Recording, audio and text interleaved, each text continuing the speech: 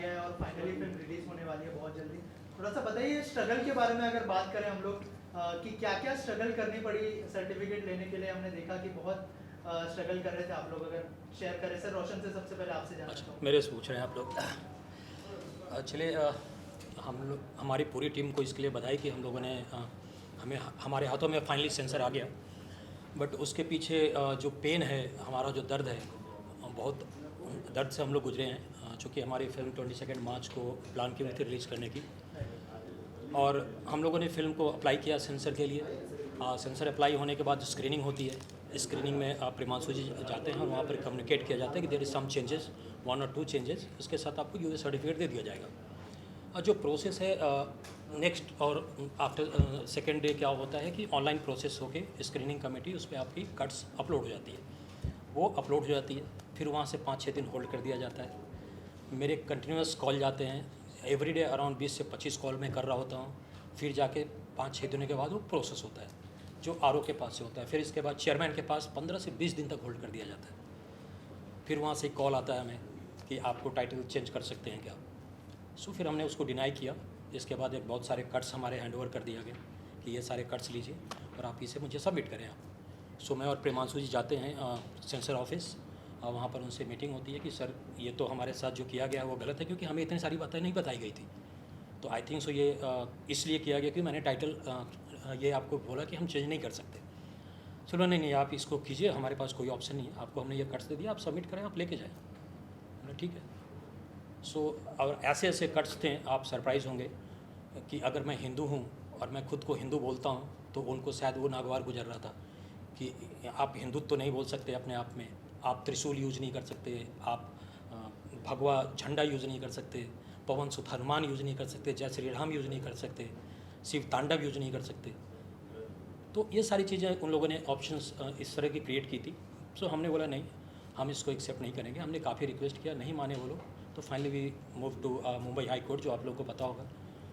और इसके बाद जो हुआ, वहाँ से ऑर्डर आते हैं कि आप इन्हें प्लीज़ 10 दिनों के अंदर सेंसर, आप एक कमेटी क्रिएट करें और आप इनको सेंसर इशू करें। खेसारी जी, अगर कोई और प्रोड्यूसर होता तो वो शायद से मान जाते कि हाँ चलो भाई फिल्म रिलीज की डेट अनाउंस हो गई है, फिल्म रिलीज होने वाली है, प्रमोशन एकदम हाइप पर है, और अब अगर सेंसर वाले कह रहे हैं फिल्म का टाइटल चेंज कर दो, तो वो शायद टाइटल चेंज भी कर देते। लेकिन निर्माता रोशन सिंह ने वो नहीं किया। इस पर आखिर देखिए, सबसे कोई और प्रोड्यूसर होता तो इतनी बड़ी फिल्म बनती भी नहीं। देखिए, एक फ़िल्म बनाना जो होता है ना, और बड़ी फिल्म तो सब बनती है। मैं भी बहुत सारे फिल्मों का हिस्सा हूँ, बन रहा हूँ और आगे भी बनूँगा। लेकिन मुझे मेरे जीवन में आलोक भैया ये ऐसे लोग मिले जो कि सिर्फ सिनेमा सोचते हैं। बहुत सारे नाम हैं, अभी हैं जो बेहतर खर्चा करते हैं, रत्नाकर जी भी हैं, सब लोग हैं, एवरीथिंग। बट इनका जो एक पैसन है वो मैंने बहुत कम ऐसे लोगों में देखा है। इनका पैसन है, जे ये चाहिए तो ये चाहिए।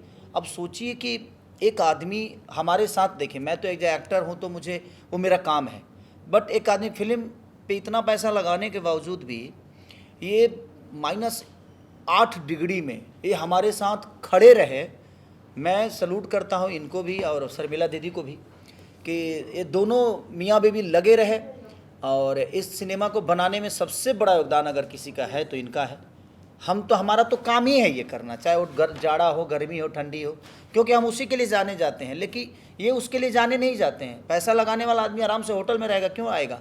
बट इनकी शिद्दत और इनका ईमानदारी ही था जो आज सेंसर और न्यायपालिका ने हमें न्याय दिया। मैं न्यायाधीश को भी दिल से धन्यवाद कहना चाहूँगा, और चेयरमैन जी को भी मैं दिल से धन्यवाद कहना चाहूँगा कि अगर उन्होंने नहीं रोका होता तो शायद हम जीवन में, जब आपके पास 10 दर्द होते हैं ना, तो आप अपने आप में एक डॉक्टर बन जाते हैं, क्योंकि 10 दर्द के दवा आपको पता चल जाती है।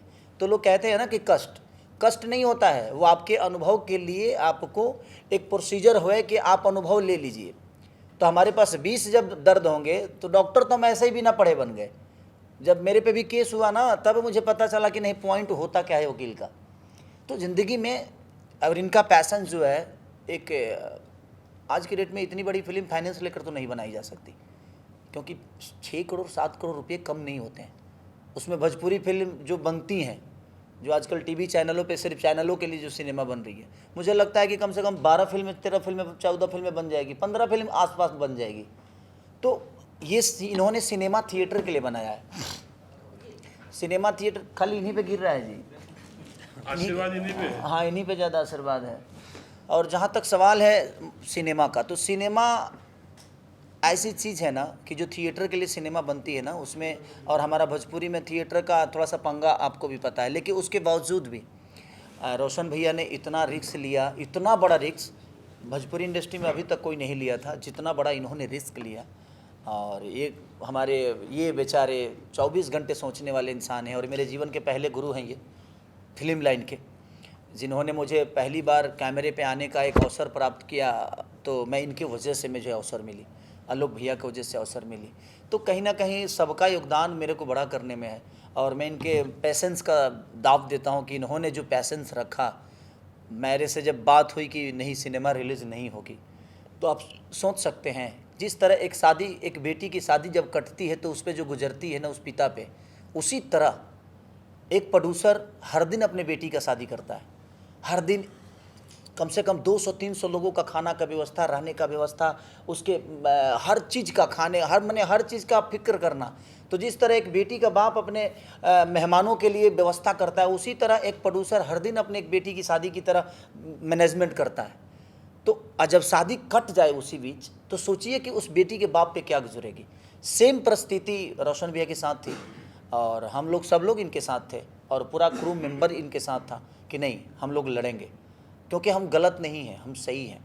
हम अब ये बताइए कि अगर हम हिंदुत्व पे सिनेमा बनाए हैं तो हम उसमें से राम कैसे हटा दें, उसमें से भगवा कैसे हटा दें, उससे जनेऊ कैसे हटा दें, उसमें से त्रिशूल कैसे हटा दें, वीर हनुमान कैसे हटा दें। जब मैं सब कुछ हटा ही देंगे तो फिर सिनेमा में रहेगा क्या।